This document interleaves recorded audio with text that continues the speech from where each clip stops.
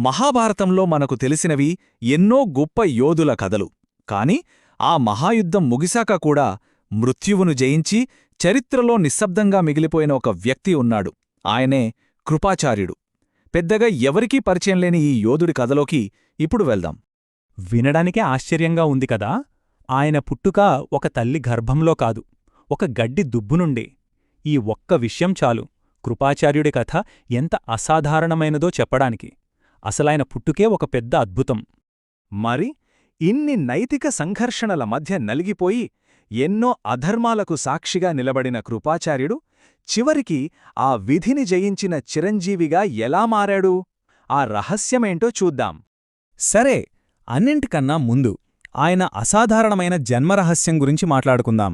ఎందుకంటే ఆయన పుట్టుకకి, ఆయన ఒక గొప్ప యోధుడిగా మారడానికి మధ్య ఒక విడదీయరాని సంబంధం ఉంది. కథ మొదలయ్యేది శరద్వానుడనే ఒక గొప్ప ఋషితో. ఆయన తీవ్రమైన తపస్సు చేస్తుంటే దాన్ని భంగం చేయడానికి ఇంద్రుడు ఒక అప్సరసును పంపాడు. ఆమెను చూసిన ఋషికి అసంకల్పితంగా వీర్యస్ఖలనం జరిగి అది ఒక రెల్లుగడ్డి దుబ్బుమీద పడింది. విచిత్రంగా దాన్నుంచే ఇద్దరు కవలలు పుట్టారు. అటుగా వేటకొచ్చిన శంతను మహారాజు వాళ్ళని చూసి దత్తత తీసుకున్నాడు. ఆ అబ్బాయికి శంతనుడు కృప అని పేరు పెట్టాడు. కృప అంటే ఏంటి? దయ, కరుణ. భవిష్యత్తులో ఒక భయంకరమైన యుద్ధంలో పాల్గొని ఎన్నో హింసలకు పాల్పడే ఒక యోధుడికి ఈ పేరు పెట్టడం నిజంగా విధి విచిత్రం కదూ. ఇక కృపాచార్యుడి ప్రధాన పాత్ర ఏంటంటే కులగురువు. అంటే ఆ రాజవంశానికి అధికారిక గురువు. కౌరవులైనా పాండవులైనా అందరికీ యుద్ధ విద్యలో ఓనమాలు నేర్పింది ఆయనే. ద్రోణాచార్యుడితో పోల్చి చూస్తే కృపాచార్యుడి వ్యక్తిత్వం చాలా భిన్నంగా ఉంటుంది. ద్రోణుడు తన ప్రతీకారం, ఆశయాల కోసం బతికితే కృపుడు మాత్రం తన విధి, విధేయతకు కట్టుబడి ఉన్నాడు. ఆయన ఆస్థానంలో ఒక స్థిరమైన శక్తిలాంటివాడు. నిజానికి ఆయనకు ద్రోణుడి మీద ఏమాత్రం అసూయలేదు. పైగా తన చెల్లెలిని ద్రోణుడికిచ్చి పెళ్లిచేసి పేదరికంలో ఉన్నవాళ్లకు తన ఇంట్లోనే ఆశ్రయం కూడా ఇచ్చాడు. దీన్ని బట్టే అర్థం చేసుకోవచ్చు ఆయన వ్యక్తిత్వం ఎలాంటిదో. సరే, ఇప్పుడు ఆయన జీవితంలో ఎదుర్కొన్న అతిపెద్ద నైతిక సంఘర్షణ దగ్గరికి వద్దాం. అదే కురుక్షేత్ర యుద్ధంలో ఆయన పాత్ర.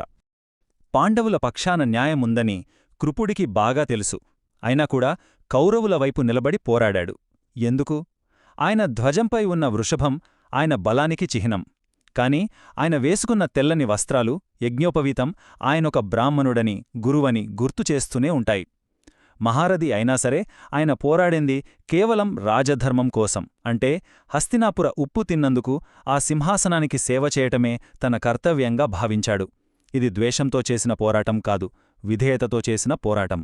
కాని ఆ యుద్ధంలో ఆయన చేసిన ఒక పని ఆయన కీర్తిపై ఎప్పటికీ ఒక మరకలాగే మిగిలిపోతుంది. అదే 16 ఏళ్ల అభిమన్యుడిని చంపడంలో పాలు పంచుకోవడం. అభిమన్యుడి రథసారథులను, గుర్రాలను చంపేసి అతణ్ణి పూర్తిగా నిస్సహాయుడిగా మార్చాడు. ధర్మాన్ని బోధించాల్సిన గురువే ఇలా చేయడం ఆయన కథలో ఒక చీకటి కోణం.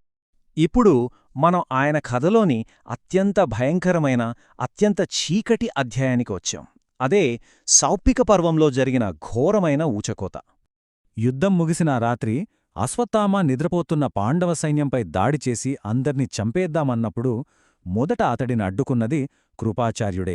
వద్దు, ఇది ఘోరమైన పాపం, అధర్మం, నరకానికి వెళ్తామని గట్టిగా వాదించాడు.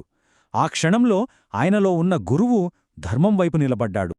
కాని అశ్వత్థామ ప్రతీకార జ్వాల ముందు కృపుడి హితబోధ నిలవలేకపోయింది. చివరికి తన మేనల్లుడిపై ఉన్న ప్రేమ, వాత్సల్యం ఆయన వివేకాన్ని పూర్తిగా కప్పేశాయి. తన నైతికతను, ధర్మాన్ని పక్కనపెట్టి ఆ ఘోరమైన పనికి అశ్వత్థామతో చేతులు కలిపాడు.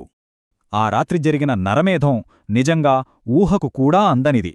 అశ్వత్థామ శిబిరం లోపల ఊచకోత కోస్తుంటే కృపాచార్యుడు కృతవర్మతో కలిసి శిబిరం బయట ద్వారాల దగ్గర కాపలాగాశాడు. ప్రాణభయంతో పారిపోవడానికి ప్రయత్నించిన ప్రతి ఒక్క సైనికుడిని వేటాడి చంపాడు. ఆ చీకటి రాత్రి గడిచిపోయింది. ఇక ఆయన కథ చివరి అంకానికి చేరుకుంది. అదే ఆయన పొందిన చిరంజీవత్వం, ఆయన ప్రాయశ్చిత్తం. ఆ ఊచకోత తర్వాత మిగిలింది ముగ్గురు: కృపుడు, అశ్వత్థామ, కృతవర్మ. వీరిలో కృపుడు, అశ్వత్థామ ఇద్దరూ చిరంజీవులు. కాని అశ్వత్థామకు ఆ చిరంజీవత్వం ఒక శాపంగా మారితే కృపాచార్యుడికి అది ఒక వరంగా పరిణమించింది. దీనికి కారణమేంటి? వారిద్దరి ఉద్దేశాల్లో ఉన్న తేడానే. కృపుడు తప్పులు చేసినా దాని వెనుక ఉన్నది విధేయత, వాత్సల్యం వంటివి. కాని అశ్వత్థామ చర్యల వెనుక ఉన్నది కేవలం క్రూరమైన ప్రతీకారం, ద్వేషం. ఆయన స్థిరత్వానికి, ఆయన ప్రాముఖ్యతకు ఒక చిన్న ఉదాహరణ. ఆయన 3 తరాలకు గురువుగా ఉన్నాడు. శంతనుడి కాలం నుండి మొదలుపెడితే కౌరవ పాండవులకు, చివరికి వాళ్ల తర్వాతి తరానికి కూడా ఒక యుగానికి మరో యుగానికి మధ్య వారధిలా నిల్చాడు. ఇక్కడే అసలు విచిత్రం దాగుంది. ఆలోచించండి. యుద్ధంలో తాను చంపడానికి పరోక్షంగా కారణమైన అభిమన్యుడి కొడుకు పరీక్షిత్తుడికే మళ్ళీ ఈయనే గురువయ్యాడు. ఇది విధి ఆడిన నాటకం. ఆయన చేసిన పాపానికి ఇది ఒక రకమైన ప్రాయశ్చిత్తంలా అనిపిస్తుంది కదా.